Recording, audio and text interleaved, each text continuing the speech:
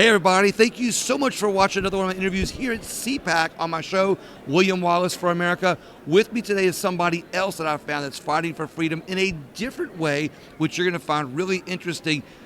Andrew, how do you say your last name, please? Riddaugh. Riddaugh. Yes, sir. Okay, I want to make sure that if that GH was phonetically spelled or if it was another way to say it. We like to keep people guessing, right? I love it.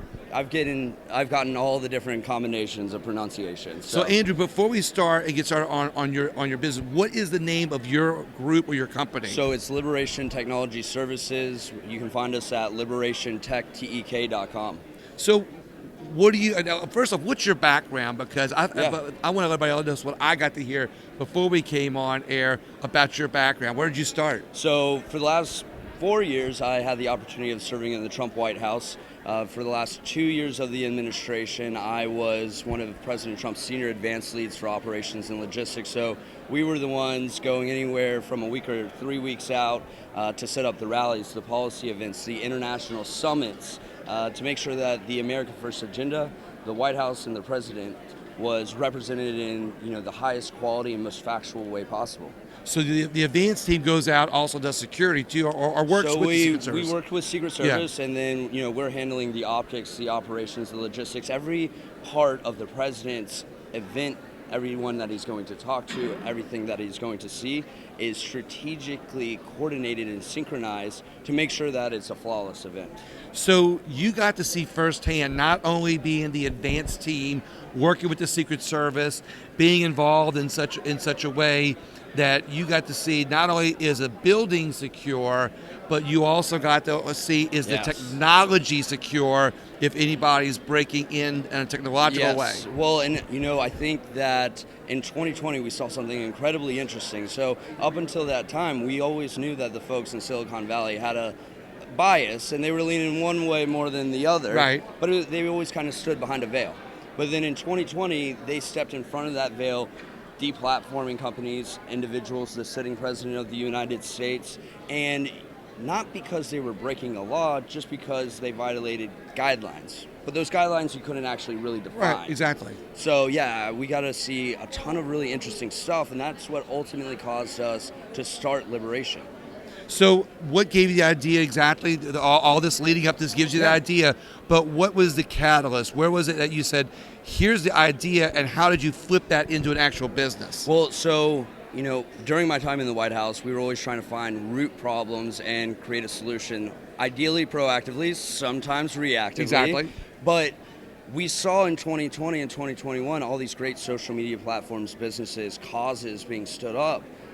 But it was evident that no one was addressing the core root of the problem, or one of the most vulnerable kind of pieces of the infrastructure, and that was the cloud services, where all of that data is stored, where those websites are being hosted from. Mm-hmm.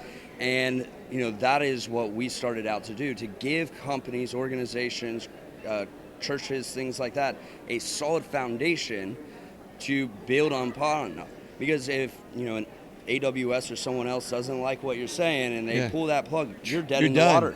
What's interesting to me though is I network with a lot of other small networks, other little small I don't want to say influencers, but influencers, podcasters, people that are small media, right? We'll say, because I always tell, if we work together, we can be bigger than the big media, who's not only drowning us out, but they're also creating narratives that don't respect, other information, I'll say, like that. And the freedom of information, that is why it is the First Amendment, right? Right. The freedom of speech. And then, you start to look back at the foundation of the internet, and it was really meant to be a virtual town square where people could sell their goods, run their businesses, but also share ideas and debate. And so we look at the internet as the cloud, as really being a town square. So, we are a zero knowledge company. We don't mind, monitor, or monetize our clients' data as long as you're not breaking the law. Right, exactly. What does it matter to us what you're saying? Which is exactly, that's the best part about free speech. Right. Which we find that one side, or even bigger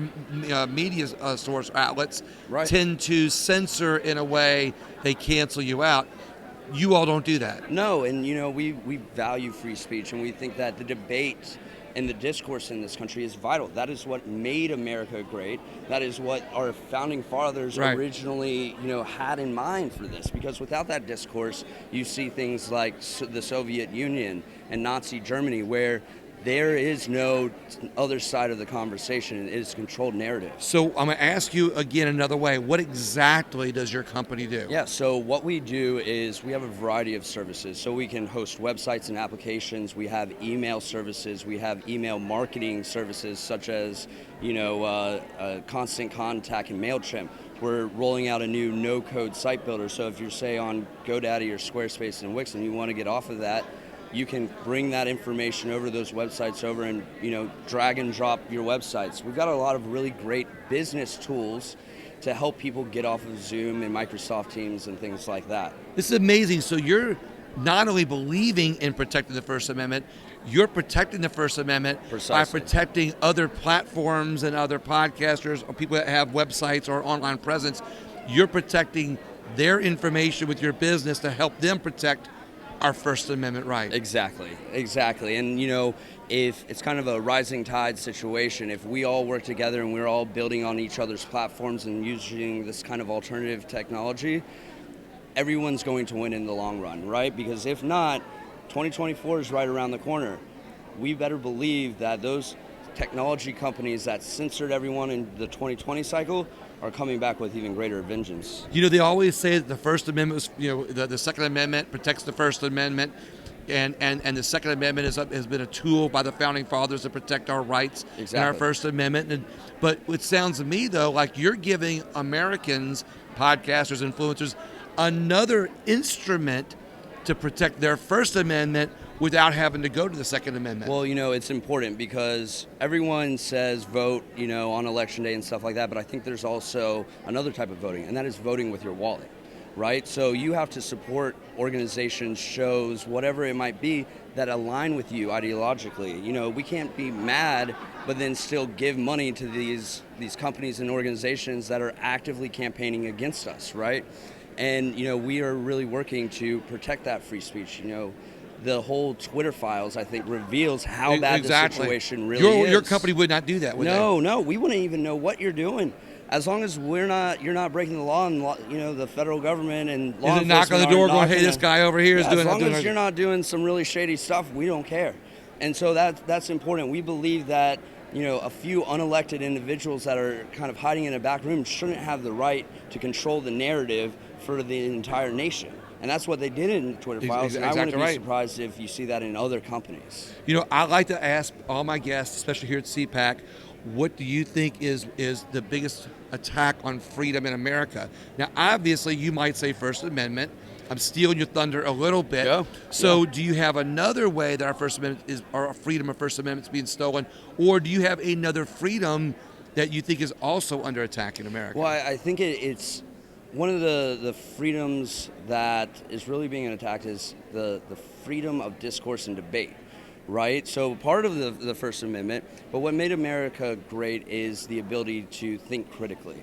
And whether it's in our education or in our social platforms and things like that, they're trying to create echo chambers where there's only one side, there's no conversation, and that's a dumbing down of America, and that is dangerous for us. And so the ability to debate and really how to think instead of being told by big education what to think is a critical piece. So there's a lot that has to be done here. And the bigger media outlets tend to suppress that critical thinking. Right. They don't want you to make a decision on your own. They want to tell you, here are the facts. Exactly. Now go repeat that to all of your friends and get really mad about what you heard on CNN. Yeah, and divide each other up amongst yourselves. Exactly. And do that. What do you think is the best way we can protect our freedom? Well, it's, first off, let's all start uniting, working together, and voting with our wallets. I can guarantee you if 100 million Americans all of a sudden said, why are we giving money to these different organizations, both technology and, big box stores, right?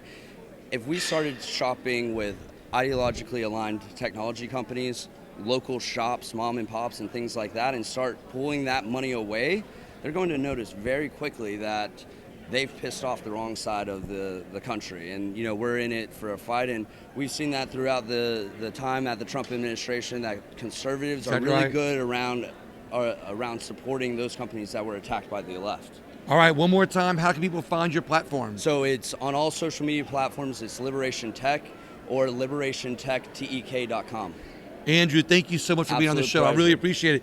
Not am I going to look into you, but I'm going to ask everybody else to look into you, because if we keep supporting other businesses that support freedom and liberty in America, we're going to get more of it. And also, if you keep paying attention to my show, you're going to get more of the same solutions to the problems in our country. Thank you so much, and see you in the next interview. Thank you.